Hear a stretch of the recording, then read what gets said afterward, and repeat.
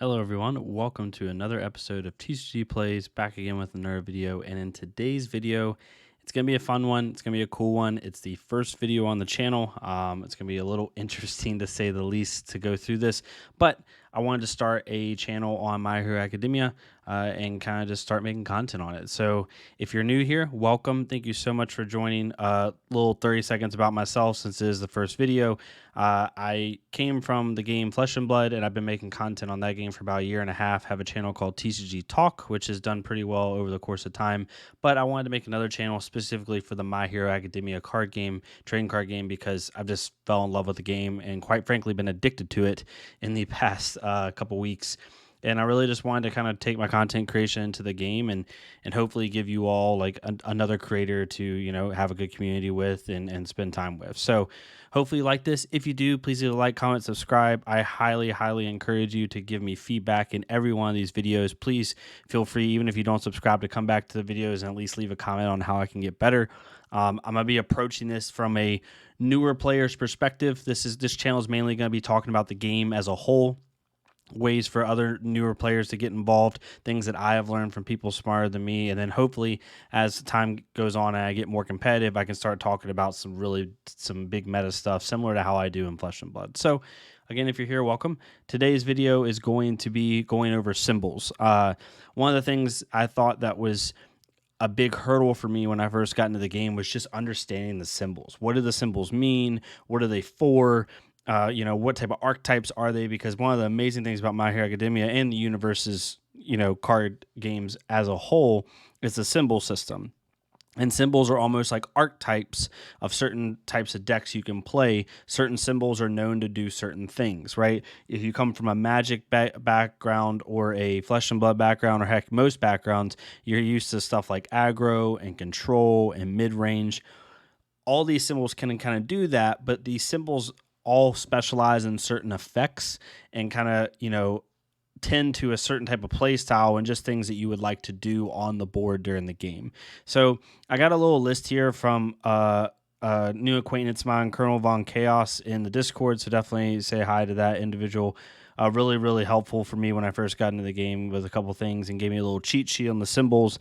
So hopefully I can kind of relay that to you in this video and kind of go through it. So we're going to go one by one. Nothing too crazy. Just kind of start from here and then go as we go. So the first one we're going to go into is air, which you're seeing here with represented by All Might. As you can see, his first symbol is air. He's on the air, all in good symbols.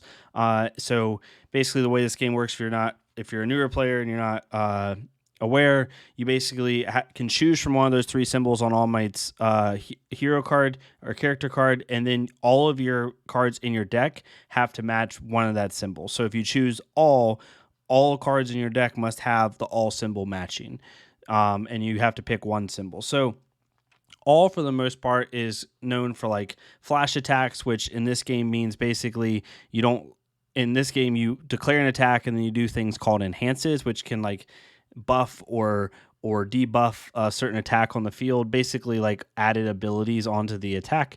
And what air is known for is like flash attacks to go right into that bypass all that and go right into damage, which can be really useful against opponents that want to try to stop what you're doing.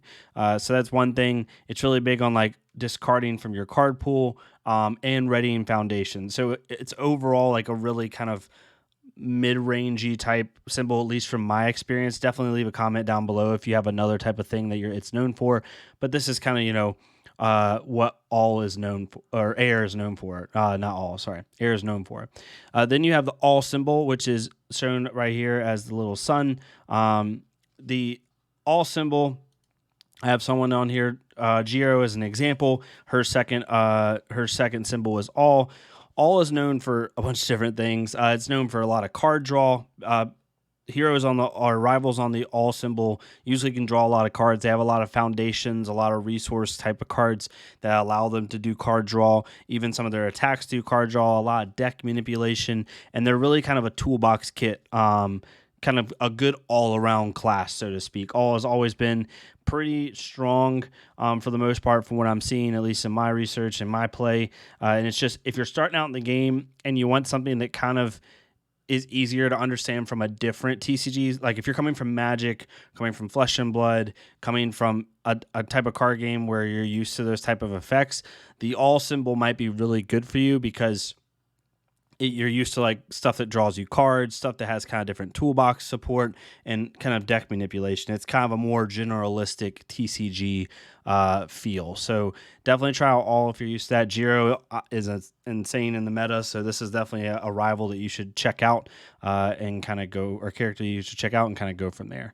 The next one we are going to go over, I believe, yes, is Chaos. We're doing this in alphabetical order. So Chaos is represented here by Dinky. Chaos is Dinky's second symbol. His first symbol is air, and his third symbol is order. Chaos is about boosting your own control checks and like momentum generation. So what Chaos can do really well is make it really easier to play attacks because you're basically every time you play an attack or a card in this game that's not already in your stage, you have to check a card from the top of your deck if you're not aware. And the check value, as you can see, like it's a character card, so it's a bad example. But like if you have a normal card, down on the bottom is the check value, and up here is how much it costs. So if this card costs 2, as you can see, that means when I play it, I have to flip the top card of my deck, and that needs to equal or be less than a 2 in order for me to play it. So what Chaos allows you to do is boost that number and make it easier to hit that number. So if I'm trying to check a 6 power or not a 6 power cost attack, if I can check a +2 or give that check +2, that means if I check a 4, now it looks as if I'm checking a 6, and I don't have to pay extra in order to play that card. So it's really big for that. Big for momentum generation. They play off their momentum a lot. Chaos in general plays off its momentum a lot. Dinky is one of those that's really kind of good for that as well. So that's kind of what Chaos is mainly for. Then we're going to go into the death symbol. Death here I have represented by Shigaraki 1. Death is one of my more favorite symbols here, and death is really known for, it's kind of like a more control based. If I had to kind of tell you in general TCG terms, it's more of a control based symbol. So death is good for destroying your opponent's foundations, which in this game foundations are your ability is what you use to pay for things, as well as like add abilities onto your attacks or debuff your opponent's attacks or your opponent's abilities.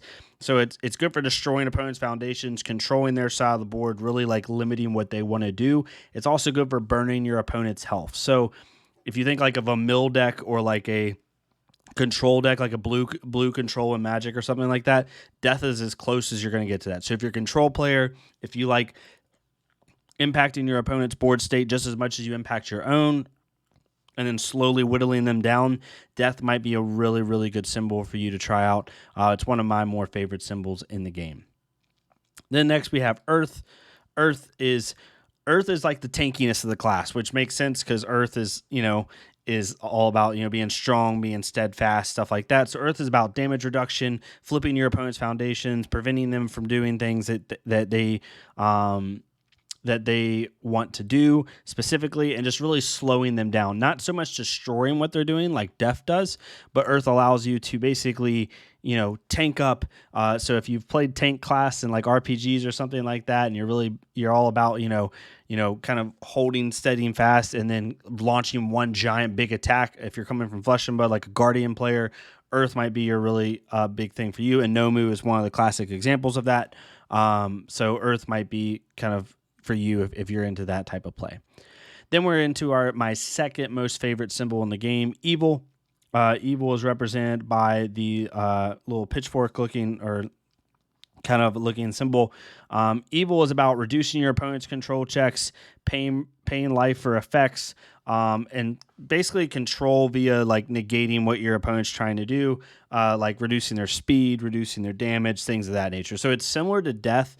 If you're a blue player or a blue-black player in Magic, or even like mono-black, Death is the closest you're going to get to that, which is what I was. I played like a lot of mono-black in Magic, and a lot of like control-y type stuff in Magic. In Flesh and Blood, I'm kind of the opposite, more of an aggro player, but in Magic, like it owed it back to that mono black style of card game for me. So I really have enjoyed Evil as well. And also, like, I love heroes like, or characters like Stain, characters like Shigaraki, even on Evil, characters like Endeavor, and even Kirigiri here. As far as that's concerned. So if you want to reduce your opponent's control checks, prevent them from playing what they want to play, you pay life to get added effects onto your cards, and then negate what your opponent's really trying to do. Really try to slow them down, not so much destroy what they're trying to do. I guess the difference between death and evil is death is going to already like take away from what the opponent has already done, whereas evil is literally preventing the opponent from doing what they're trying to do.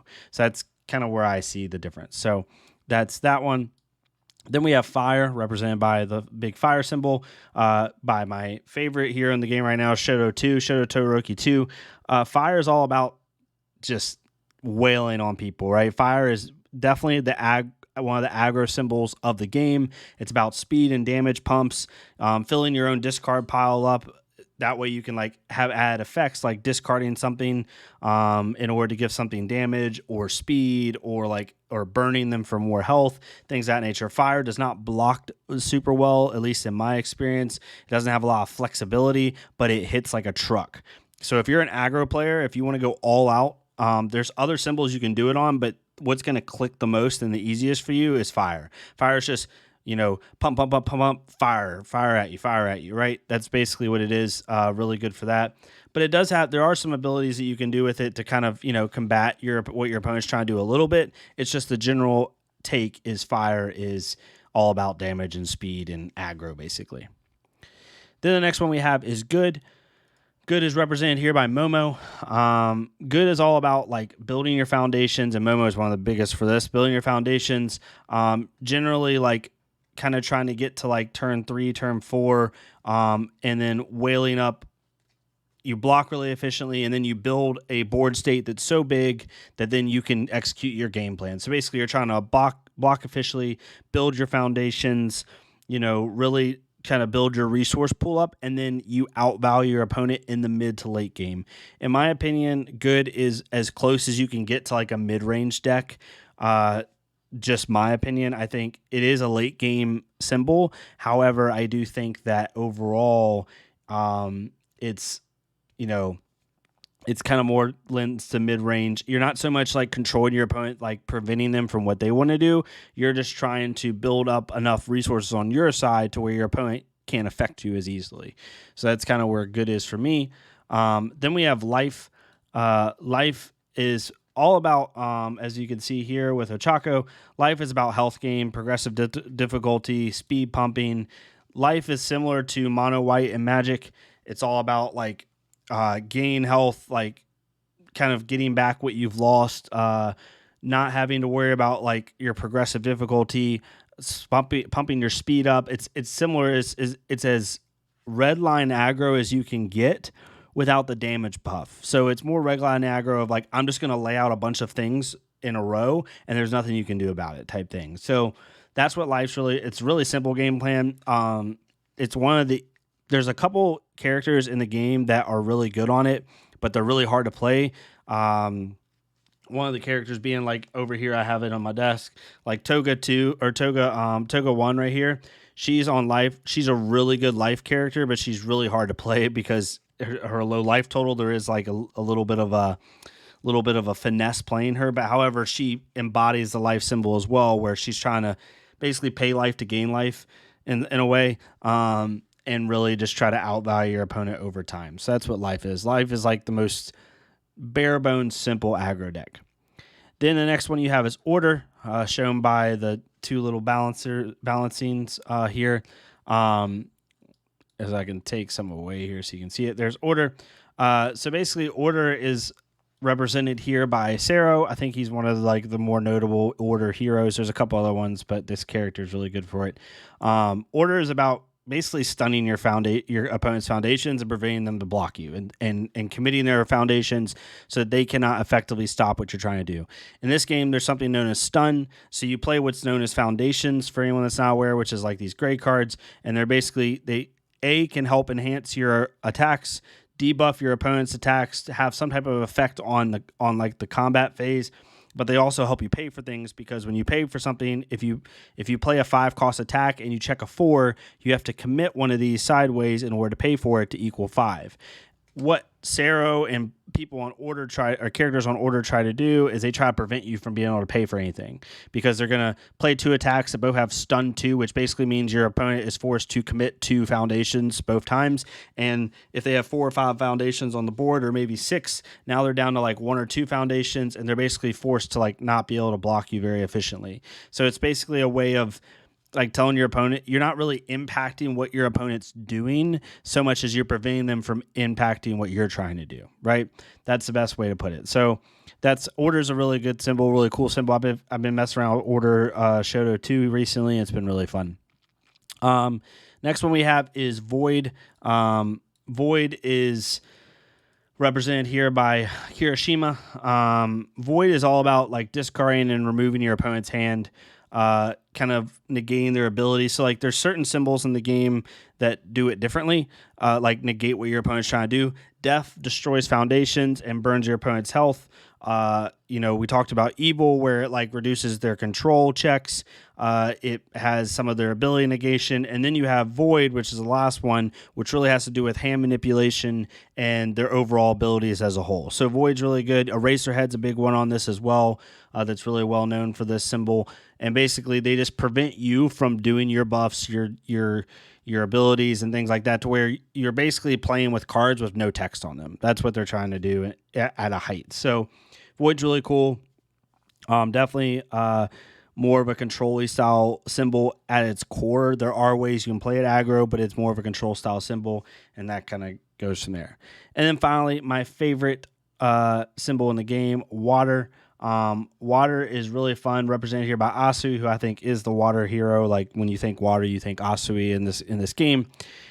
So what Water's trying to do is basically clog the opponent's like block zones or card pool and manipulate the blocks as a whole. So for example, when you play an attack in this game, they can block you with a card, and their card has a difficulty counter. So if you're attacking for 6 speed on an attack, and they play, let's say, this card right here for the newer players, it has a block modifier up here in the top right, and it has +3. So if they're attacking you on a low for 6, and you block with that card, you do 6 + 3 if there's no other cards in your card pool. So you have to block for 9 value, which basically means if I check a 5, I have to commit 4 foundations in order to block that attack. That's a lot, right?